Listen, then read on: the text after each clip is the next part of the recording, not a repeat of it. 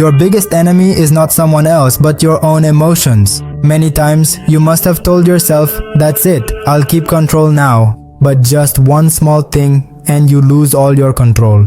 Your mind is strong, but your heart is weak. And as long as your heart keeps controlling you, the world will treat you like an emotional celebrity. This video is not for you if you are soft. This is for those who want to awaken the warrior within themselves. For those who want to learn how samurais used to make decisions without emotions. Today we will learn how to kill your feelings and take control of your life. But before that, you should know who the samurais were. Samurais were the ancient warriors of Japan, known for following the Bushido code. They lived their lives by strict rules. Samurais fought not just with swords but with their discipline and emotional control. They had learned that fear, love, anger, and attachment all make the mind weak. That's why they mastered their emotions.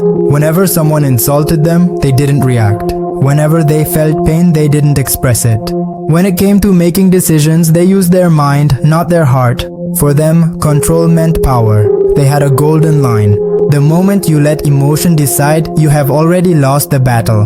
We have divided this video into 5 important chapters so that there is no confusion and you can understand everything well. And all of these chapters are very important. Chapter 1: The Art of Emotional Death. Every person has 2 versions within them, one that rejects and one that observes. The first version is your slave, which is under the control of emotions.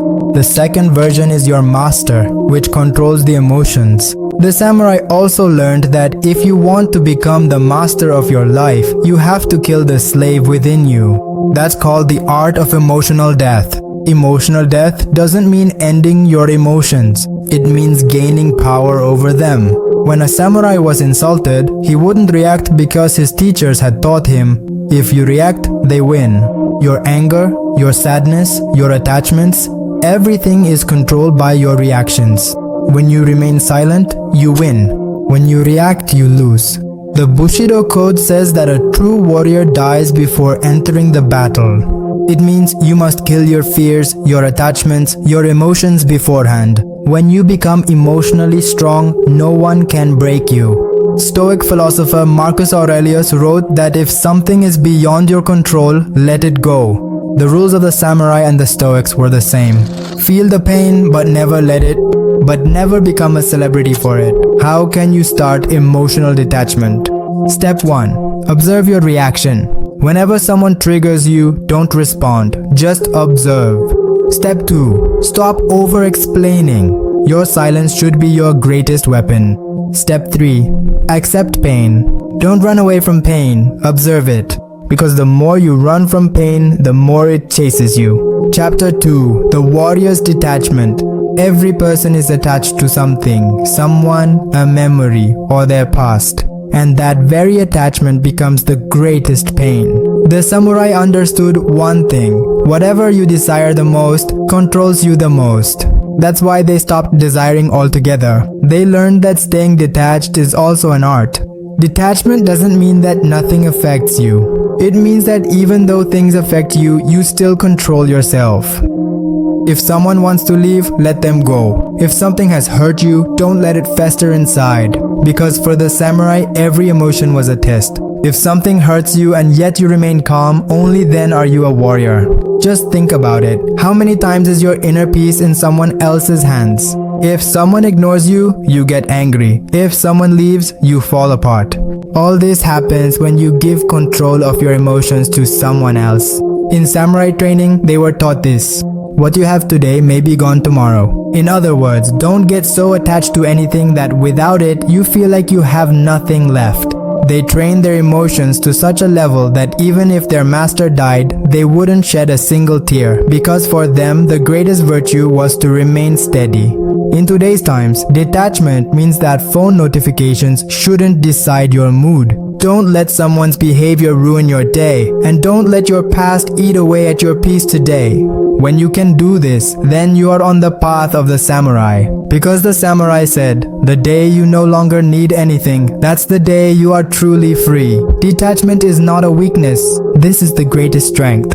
When you learn to stay detached, that's when you are most in control. Chapter 3. Make pain your friend. The biggest lie in life is that pain is bad. No, pain is not bad. Pain is a signal. When something is wrong inside you, pain shows you the truth of it. Samurai did not run away from pain. They faced it. For them, pain was not a punishment, it was training. Notice this. Every growth comes from pain. Muscles are built in the gym only when they break. Character is built when a person falls. But people today run away from pain. Failed a little, they give up. For a samurai, pain was a mirror. They used to say, the more pain I get, the stronger I will become. Every samurai was taught from childhood not to fear pain, but to befriend it. During training, they would stand for hours in the cold without eating anything, without complaining. Their masters used to say, whoever runs from pain also runs from their future. That's why the samurai's rule was simple. Feel the pain but never bow down to it. When life feels tough, when everything seems to be going wrong, just remember one thing. Pain hasn't come to break you. When someone breaks your trust, learn from it whom you should trust and whom you shouldn't. When you fail, learn what needs to change. When you feel alone, learn that your true strength is you yourself. Pain always teaches something, but only to those who listen. Samurai used to perform a ritual every day. They would write down their pain and then tell themselves, I am alive, that's why I feel pain. Then they would meditate, not to run away from the pain, but to observe it. They used to say, pain will not control me, I will understand pain. When you make friends with pain, no attack in the world can break you. Because when you understand that pain is not an enemy but a teacher, from that day you become a samurai from within. Chapter 4. Cold Mind, Warm Soul. A samurai's face never showed any emotion. No happiness, no anger, no sorrow. But that didn't mean they weren't human. It just meant they had understood their inner control. Their mind was cold, but their heart was warm. This was the true balance of a samurai. Cold mind, warm soul. Cold mind means that when the world tries to provoke you, you stay silent. When people try to break you, you smile. When everything is going wrong, you remain calm. Because samurai knew that someone who can't control their mind can't wield a sword. Life is also like a sword, and to handle it, you need a cold mind. A warm soul means that a person still has compassion, understanding, and humanity within. Samurai used to react without emotions. When they punished someone for a mistake, they didn't get angry, they delivered justice. In today's times, having a cold mind means that when someone hates you, you observe calmly. Whenever someone underestimates you, you don't go out of your way to prove yourself. Just focus on doing your work perfectly.